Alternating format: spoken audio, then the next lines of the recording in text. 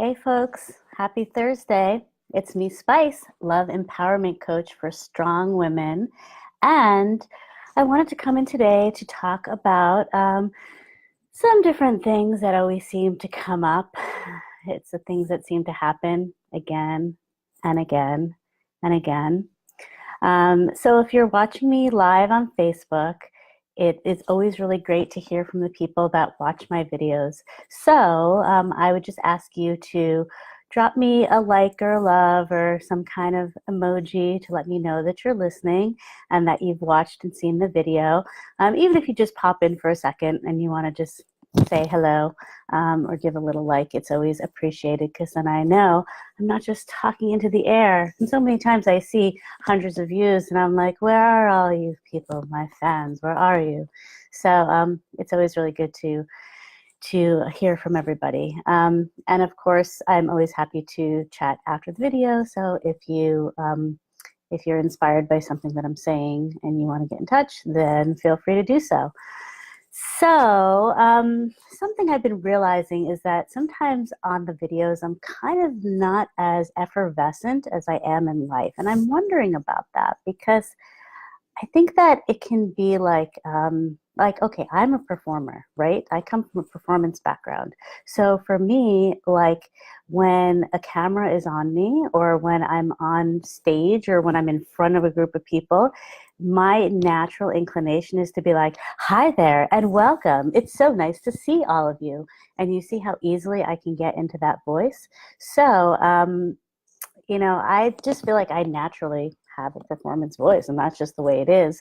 And rather than being like, oh my gosh, I have to be like super non-performing in all of my videos, I don't know if there's a way to do that because the reality is that Spice, me, I'm kind of performancy in my life in general. So be that what it is, that's what it is.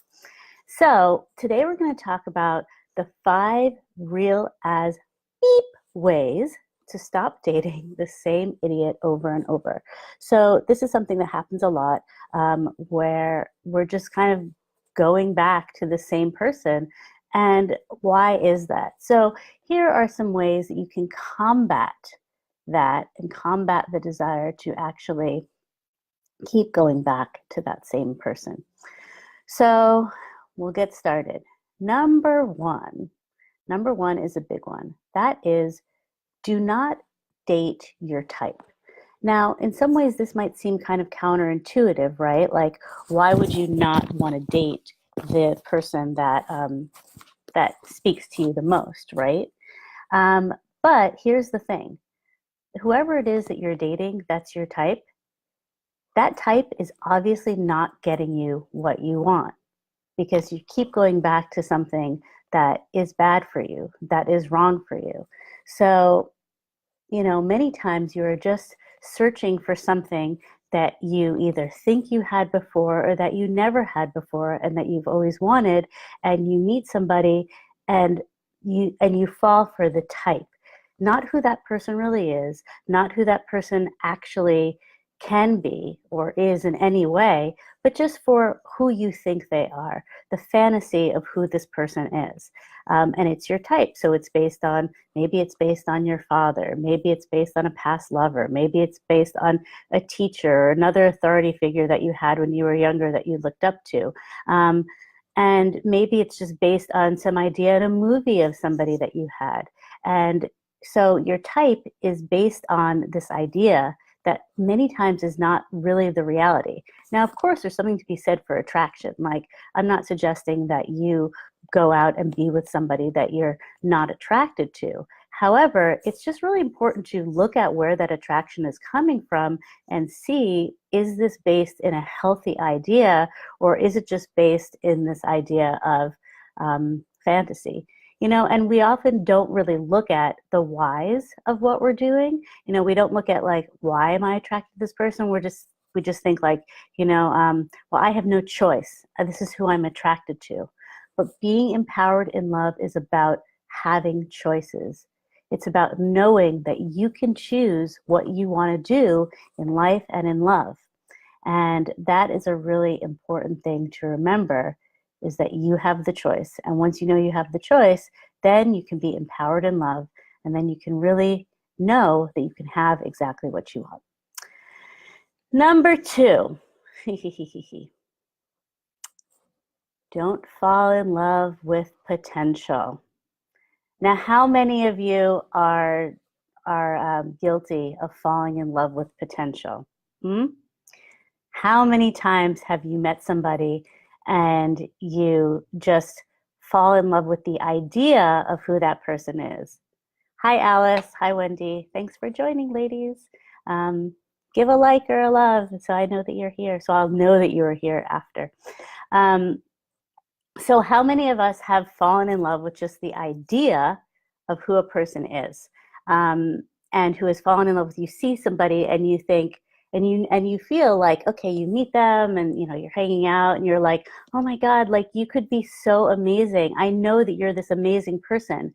And then you basically say, I'm going to put myself on hold and I'm going to wait for you to be amazing. And not only am I going to wait, but I'm going to actually support you to become this amazing person that I know that you can be.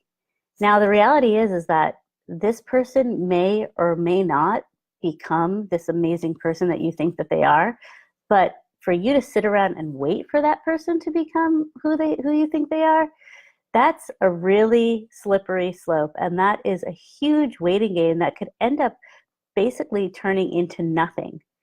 You have to fall in love with the person who they are now, not who they could be in the future. Even if this person is telling you, oh, babe, I want to change. I want to be this. I know I can do it. Just stick with me. I've heard that line so many times. And I don't feel that, and none of those guys are the guys that stuck around, because I was not going to sit there and wait for somebody to become this thing that they said that they were going to be. Change takes time. And even if somebody is committed to it, that's their work. It's not yours. So don't fall in love with potential. Fall in love with who somebody really is. Choose somebody based on the reality of who they are, not the fantasy. Number 3. So this is all about self-worth. If you're not going to date the same kind of person again and again that has failed you, you have to know that you are better than that. And you have to know that you are worthy of something different. So I had a client who told me, I'll only date men who are in a worse off place than me. And that way I can help them. And then they'll stay with me because they need my help. And they feel like, I'm helping them and they don't want to leave me.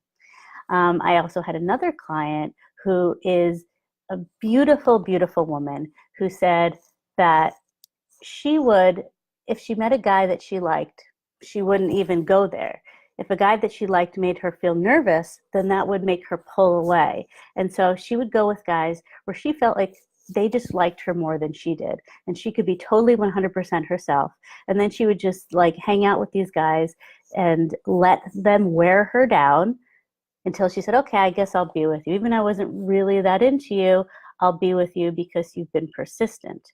And so this is a way of feeling like I'll feel more secure in the relationship because these guys know that I'm the best that they could ever get. And these are feelings of unworthiness that create patterns that stop you from actually getting into the kinds of relationships that you want.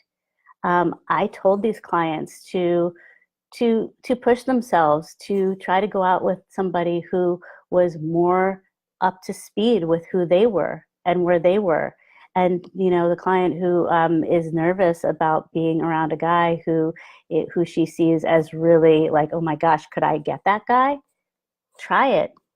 Go with somebody that makes you feel a little bit nervous and pick out what that feeling is. And likely it's a feeling of unworthiness, like I'm not good enough for this person. And really examine, why is it that you think you're not good enough? And maybe you are good enough. And if you know that you're good enough for something better than what you've had, you're going to be able to get something that's different than what you've had. Number 4. Knowledge is power. Yay. And when you know who you are and what you want and how you're going to get it, it's going to be so much easier for you to not continue going down this same path of just creating this pattern of being with the same person again and again and again. Once you start recognizing your patterns and you can see them before you start them, then you know, wow, I've really come to a turning point and I can make things different. In my love cleansing boot camp, we were just having a discussion last night about one of the women who has a pattern of jumping into relationships.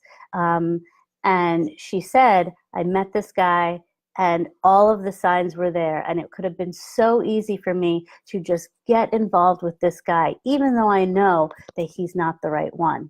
And I could see myself in 2 years from now doing the same pattern that I did with my last partner because I was unhappy and because I knew from the beginning that he wasn't the one. And I decided to not get involved with that person.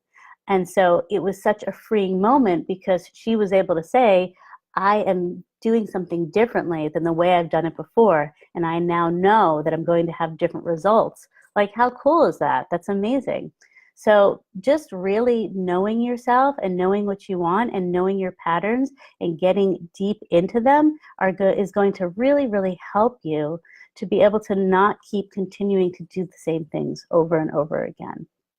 Because as we know, doing the same things and expecting this different results, it's a form of insanity. So I know you don't want to be crazy. Nobody wants to be crazy. Nobody wants to do the same things and expect and think that they're going to get something different. So we have to do something different if we want to get something different. And number 5 of the ways of how to make sure that you're not dating the same person again and again is to get support. Allow yourself to have the support that you need to have in order to make sure that you are not doing the same things again and again. A lot of times it's really hard, specifically for us strong women, it's hard for us to admit that we need help. And it's also hard for us to give ourselves the opportunity to have that help. We're so used to helping everybody else. We're so used to being out there in the world as this strong, powerful person doing things for other people that we put our own needs on the back burner. We either say that we don't need those needs, or we say that they'll get met somewhere else, or we just say, you know what, I'm fine, I can do it, I don't need any help. And when we're doing that, we are cutting ourselves off from the ability to have help. And that is really a strong thing. When you're the kind of person that you can ask for help, that's another level of strength. You may think you're a strong, kick-ass woman now, but I'm telling you, if you're able to ask for help, then that's even stronger. So getting support to work on all of these issues is a really, really useful way of making sure that you are changing and that you are doing things differently and you're not repeating the same patterns over and over again. So those are my 5 tips. If you resonated with what I'm talking about and this feels like something that you yourself are doing, I'd love to hear more about it in the comments, or you can send me a private message. I'd love to tell you more about how I work with women to help them to rid themselves of these patterns and change the patterns. I actually have an exciting program that's going to be coming up soon. It's all about dating. So my current program, Love Cleansing Bootcamp, is all about getting clarity on your relationships and learning how to ask for what you want. And then my next program after that is going to be all about dating. So you can incorporate all the skills that you've learned in the Love Cleansing Bootcamp into a format for how to actually take them out into the world and start dating. And if you yourself are in a place where you say, you know what, I'm ready to start dating now, get in touch with me and I'll tell you more about that. So I hope everybody's having an amazing day, and I look forward to seeing you all again on another live. So thank you all who have joined me. Please give me a love or a like or a sad face or a wow face. The wow face is my favorite. So, well, maybe the love one, I don't know.